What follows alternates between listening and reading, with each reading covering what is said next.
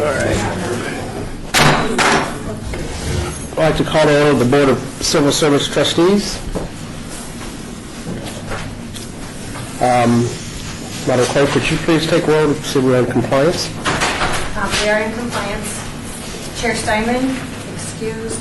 Vice Chair Jordan. Here. Member White. Here. Member Birch. Here. Member Mack, excused. Thank you. Item 3, public comment during this portion of the agenda must be limited to matters on the agenda for action. If you wish to be heard, give your name for the record, the amount of discussion, as well as the amount of time for any single speaker it allowed may be limited. Any at this time? Seeing none, moving forward. Item 4, for possible action to approve the final minutes by reference of the regular minutes of February 12th, 2014. I have a motion for that. I make a motion to approve the final minutes by reference of the regular meeting of February 12, 2014. Second. I second it. Okay, all members approve this, so go forward. Has been approved. Item 5, discussion for possible action to certify eligible lists for inspection supervisor open. I make a motion to certify eligible list for inspection supervisor open. And I second the motion to possible actions to certify eligibility list for inspection supervisor open. All members to approve, please state by saying yea. Yay. Thank you. Item 6, discussion for possible action to approve a request to be placed on the rehire list for Charles Smith. I make a motion to, for possible action to approve request to be placed on the rehire list for Charles Smith. I second the motion. Okay, all members wish to approve that, stating yea. Yea. Thank you. Item 7, discussion for possible action potential regarding the IAFF Local 128 Notice of Appeal. Have a motion? I make a motion to approve the potential regarding the IAFF Local 128 Notice of Appeal. I second that motion. Not sure that it's appropriate to actually call for a motion on that. I know Mr. Johnson's here. I don't know if you wanted to comment. There was some confusion, I think, in my mind at least, whether there was an appeal or an intended appeal to file. I don't want to make representation, Scott. Mr. Allen's told me that it was not an appeal that we wanted to discuss things during public comment. If the intent is that this is an appeal, then I need to advise you of what the procedures are under your rules for appeals. So I'll make that representation, but I don't know if that's the same as what you're here to suggest today. Hi, for the record, Scott Johnson, President of Local. It's actually Local 1285, Las Vegas Firefighters. And actually, this is not an appeal. I requested that my civil service chairman be placed on the board due to some concerns that were brought forward during the firefighter recruitment. And we felt that that it was important that the Civil Service Board was aware of those concerns, and then it's likely that in the future there will be additional hirings off of that recruitment list, and we just wanted to be sure that we shared with you what we believe may be issues involving the civil service rules that we're under, which are the civil service rules of 1992.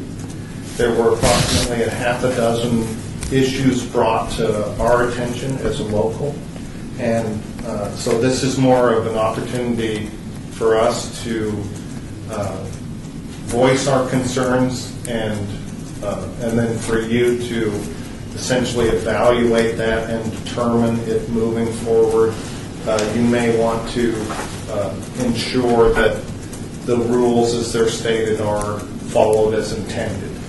So what I'm just hearing, given that it's not filed, wasn't intended to be filed as an appeal, you are a body of statute under what you can and can't decide in front of you.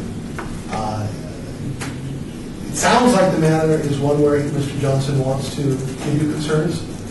I'm doing that, therefore, as an item of public comment. He can tell you anything you want. You may ask preliminary questions, but it wouldn't be something agendized for you to make a decision.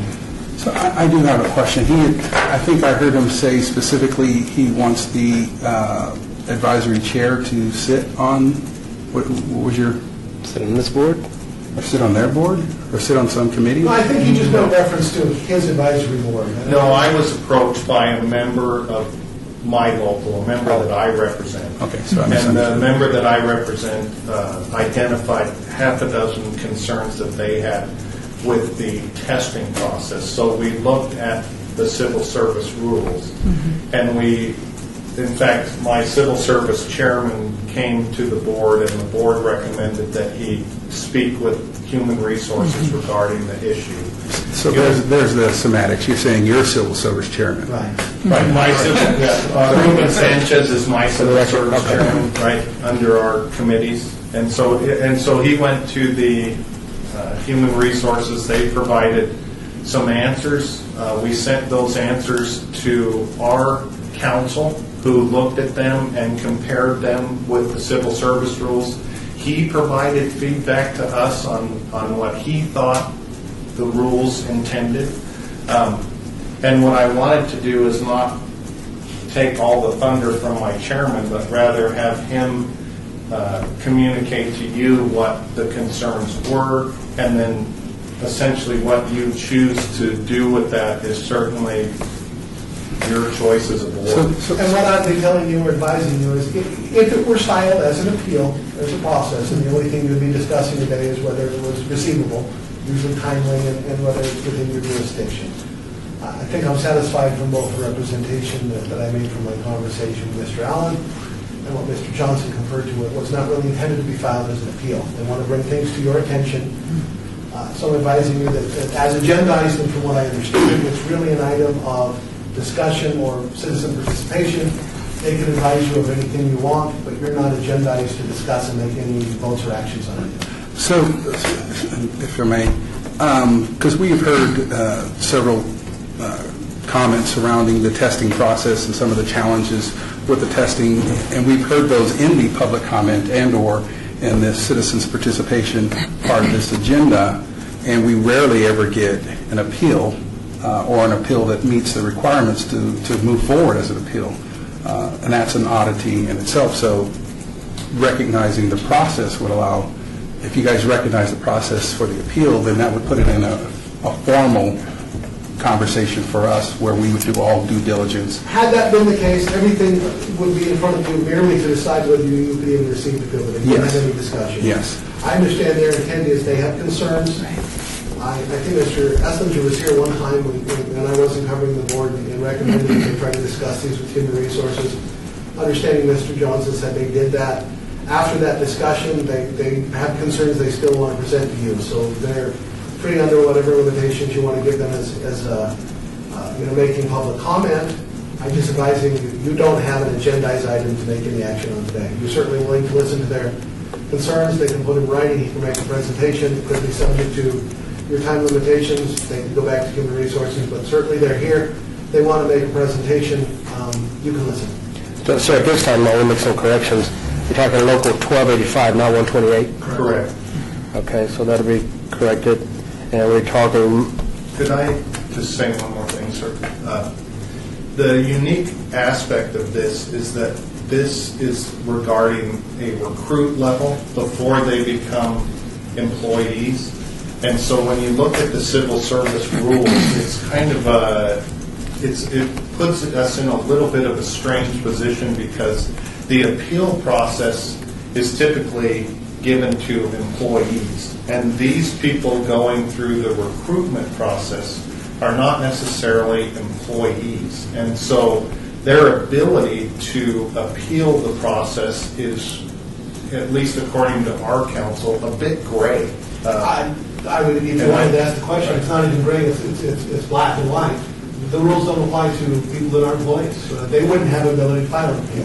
So Certainly, if the union alleged a rule was violated, that would be a gray area whether they could have even filed an appeal, but I'm not understanding that to be filed. Right, and that's the reason that we came forward. I wanted to get on agenda for, maybe it wasn't appropriate, but for one reason, is if you want to see stuff that we've written or that we've looked at, I want to be able to share that with you if I can. So having heard that, Mr. Chairman, if you want to make your corrections and then place them in the proper area of the agenda. I think we should move forward to citizen participation. That way, it'll be more advantageous to go, And then we can put any time constraints or whatever. Right. And you can certainly, within your time limitations, publish the document you want them to have. Get a copy of it. Okay, so submitted for item 7 in regards to Local 1285. We do not have to make a motion for that. No, you do not need to, you can. Okay, so going forward for item 8, citizen participation. Public comment during this portion of the agenda must be limited to matters within the jurisdiction of the board. No subject may be acted upon by the board unless that subject is on the agenda and is scheduled for action. If you wish to be heard, give your name for the record, the amount of discussion on any single subject, as well as the amount of time any single speaker is allowed may be limited, and I'm limited to 3 minutes. So please state your name for the record, and we'll go forward with your public comment. My name is Scott Johnson. I'm president of Las Vegas Firefighters Local 1285. We're here today because we recognize that there are some issues involving the recent firefighter recruitment tests that were brought forward to us by one of the members of Local 1285. And we would hope that you would take a look at that process.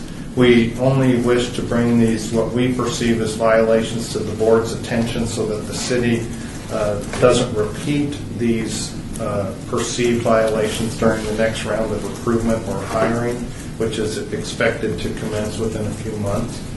The first violation that we recognize is in connection with the prior recruitment and hiring. It says that the job posting must be posted for 5 days. It was not posted for 5 days. In fact, the only place that it was put out publicly was on the news channel, which is the city that, or was the response that we got back from Human Resources. We believe that that didn't allow people the proper opportunity to review the job opportunity and then to be able to apply when the application process was open. What we believe is more significant is in respect to how the city selected its applicants. The civil service rules require that the applicants be placed in groups depending on how they perform. As you know, there's Group 1, which is in the 90 percentiles, Group 2, which is in the 80 percentiles, Group 3, which is in the 70 percentiles.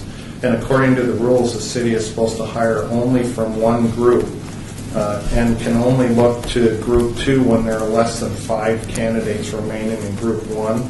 And the city did not do that in this last recruitment of firefighters. They allowed, as my understanding, around 30 firefighters in Group 1 to remain on the list, and they were not excluded.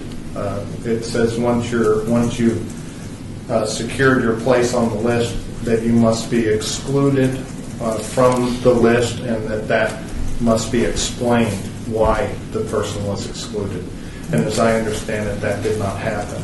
And then the city went into Group 2 and hired another additional number of people when they had not exhausted Group 1 down to less than 5 candidates. Okay, so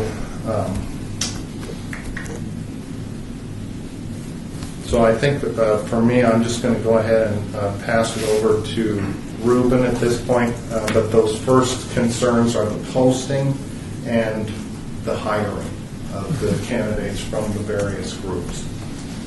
Thank you. Please state your name for the record. Ruben Sanchez, Las Vegas Fire, Local 25. You also have your 3 minutes limit. Go ahead. So going with what Cam Johnson was saying, so we looked over this, and our concerns is that we were wondering how do we monitor, or how do we know when we get down to the 5 recruits? I mean, we had 62 applicants that made it to Group 1. Out of those 62, 28 were selected out of that Group 1. There were 136 out of Group 2, but there were 12 selected during that time. And I understand when I spoke to HR, they were rushing or making it easier to get guys in Group 1 and 2, or recruits in Group 1 and 2, to get their background going. But still, the people that were in Group 1 that are still on the list weren't picked up, but yet 12 people were picked up from Group 2. So our concern is, how do we monitor that and make sure and ask what happened to the other 34 candidates that are in Group 1? I mean, these guys tested, they scored in the 90th percentile and above. They were given, we have a group for a reason. We take the top candidates, and if we look at it like they studied harder, they tested better, and they went through the process, why are we going to Group 2 before we exhaust the list in Group 1? When there's less than 5 per our civil service rules. So our concern is we don't have answers, and we come to you to see how is that possible, and what happened to the 34 that didn't get Group 1. Are they still eligible? And if so, if we're looking to recruit in the near future, later in the year, we want to make sure that the civil rules are followed, that we exhaust that list from Group 1, we get down to less than 5 that we do expect to go into Group 2. So that's one of those concerns that we want to bring forward to you, and maybe get some answers, or maybe you guys can assist us with that. Okay. Thank you. Next speaker. Jeff Rogers, Las Vegas Fire Department. After doing some research on this for the civil service rules and testing, it's the Civil Service Board's responsibility to assure or to enforce all civil service rules as contained in the 1992 Civil Service Rules for the City of Las Vegas. Like we're stating before, these rules were violated, and we are coming to you to get some answers, to find out why they were violated, and to assure that they're not violated in the future. We know that at this time the testing process is completed. They are continuing on with the hiring process. So it's kind of late in the game for us to hit, besides the time frames, to file an appeal. We have individuals that have made life-changing decisions and are now in the training center and trying to pass our academy so that they can become full-time firefighters.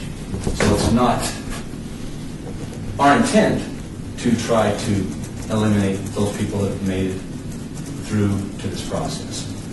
But they made it through on individuals not following the civil service rules.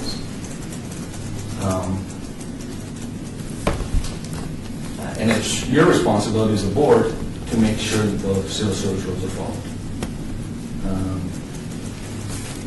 So, myself, as a member of the Las Vegas Fire Department, I would ask you to make sure that you are fulfilling your responsibility and making sure that those are followed. There's no way for us to get information, like you said, to know when human resources down to less than 5 in each group, unless they're willing to share that information with us. They haven't done that, and I don't expect them to. But you as a board need to know when they can move on to the next. Okay. So, Mr. Chairman, so is there any measures that that are in place right now that would basically monitor the integrity of this process outside of our ability to enforce the civil service rules, because they're not employees yet? They're not employees, appeal's not in front of you. What you can do today is quite frankly listen. I'm certainly not going to speak for Mr. Tarwater. You know, I'd be willing to bet that at any given juncture, your secretary, who's the Human Resources Director, can and will meet with Local 1285 on any issues they want to talk about. The question about getting information is, Human Resources Department, your secretary, I'm sure he'll make the representation that he'll meet with them. That's what labor and management do. The question about what you can do today is listen. And in the future, if a person, an employee, a labor organization, timely brings in front of you an allegation that a rule was violated, we would have a discussion at that date, what's in front of you and what you can vote on. But we're not there. Okay. If I can say one more thing, we don't know those individuals that are hired until the day that they actually showed up to the training center. So we don't know there was a violation until that actual day of them showing up to the academy. And us seeing that 28 were from Group 1 and 12 were from Group 2. And that there were still 34 people or individuals left in Group 1. Well, and it doesn't, we don't have any authority over that pre-process before they become employees. So I was just asking in reference to whether or not there was something, a governing, or is there a governing body or group of individuals that would specifically look at the integrity of the process? Is there some joint body or anything like that that exists? Not to say that you guys have to answer the questions. I'm just speaking to the process. Well, no, you don't have to answer the question, but quite frankly, the city and the fire management knew Chief McDonald and Scott pretty well too, the president of the union. We're not shy about meeting. That's not ever an issue for us, and we'll obviously have our own differences of opinions, but we are happy to meet with Chief McDonald and Scott and anybody that he wants to bring. I have a whole staff behind me that manages that process. That process started way back in June. This is the unless I'm corrected, the largest single class ever hired under fire. One of them. Yeah, one of them has to. We had Third highest. Understand that you hired 50, how many times? Twice. So this was 39, this group? Yes. So it's one of the highest, largest groups we've had. So we have no issues at all meeting with our group at all, including the highest management level too, which would be chief. Thank you. Okay. Well, with that being said, anybody else wants to speak in You have regards something you to? wanted to give him, Scott? everything has been good. Okay. That being said, I'm going to move the adjourn. Second.